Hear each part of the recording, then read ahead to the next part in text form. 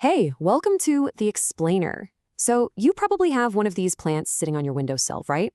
Well, I'm willing to bet you have no idea what it's truly capable of.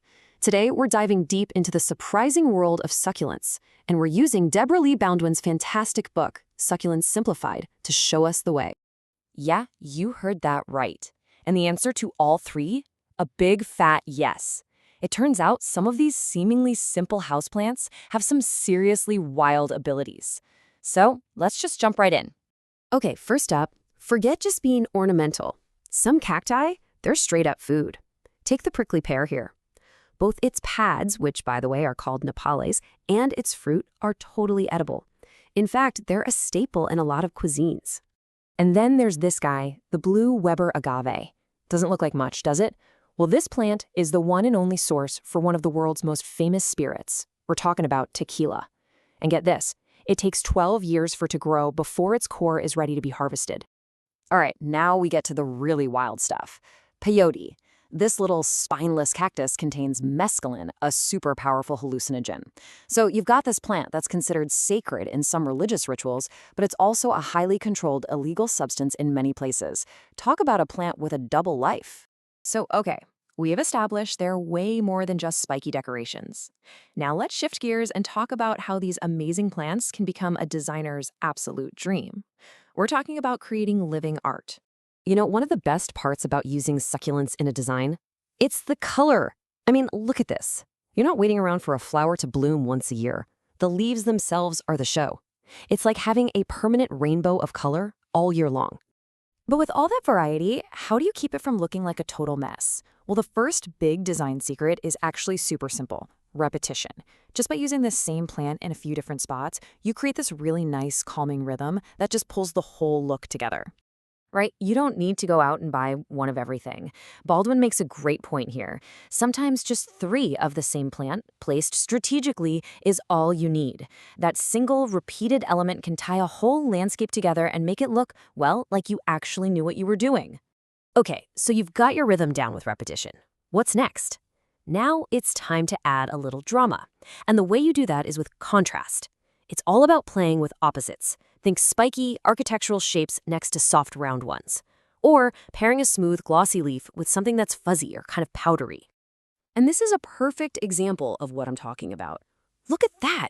You've got the dangerous, geometric vibe of the cactus spines right up against these soft, delicate, almost fabric-like ruffles of the echeveria. It's that tension, you know? That hard versus soft thing is what makes it so cool to look at. And hey, don't forget about the pot. You can use some basic color theory here too. See how this green plant is in a red pot? They're opposites on the color wheel, and that makes both the plant and the pot just pop. It's a super simple trick for maximum impact. So, are you feeling inspired yet? I hope so. The great news is you absolutely do not need some kind of magical green thumb to keep these guys alive and happy. Seriously, the secrets are way simpler than you think. Okay, listen up, because this is the #1 mistake everyone makes. The biggest killer of succulents is loving them too much. With water, that is. Their roots just aren't built to be soggy. They're designed for dry soil, and if you leave them sitting in water, they will literally rot. End of story. So here's the golden rule, and it's super easy to remember. The plumper the plant, the less water it needs. Just think about it. Those fat, juicy leaves are like little built-in water tanks. That means they can go a long, long time between drinks. Way longer than you'd probably guess. Now, you want to know one of the coolest things about succulents? How easy it is to make more of them for free. I'm not kidding. This is where these plants really show you just how tough and resilient they are. It's basically a 3-step process. Seriously, anyone can do this. You just, 1, take a cutting. 2, you let the cut end dry out for a few days so it gets a little callous. And 3, you just stick it back in some soil. That's literally it. And then the magic happens. Before you know it, that little cutting starts sprouting its own roots. Look at this piece of ghost plant. It's already doing it. It just goes to show you, these things want to grow. They're practically begging to. All right, so you know the design tricks, you know how to keep them alive. Now we get to the really fun part. Let's take all that and turn it into some awesome creative projects that you can totally do yourself. How cool is this? You can create this super playful illusion, a spilled pot garden. You just kind of bury a pot on its side, and then plant the succulents so it looks like they're flowing right out of it. It takes a normal garden bed and turns it into this whimsical piece of art. You know, a lot of succulents already look like something from under the sea, right? They've got that alien coral reef vibe. And that's what makes them so perfect for ocean-themed projects, like this insane seashell reef. I mean, come on, they look exactly like tiny corals and sea anemones. And when fall rolls around, you can even make a living centerpiece for your table.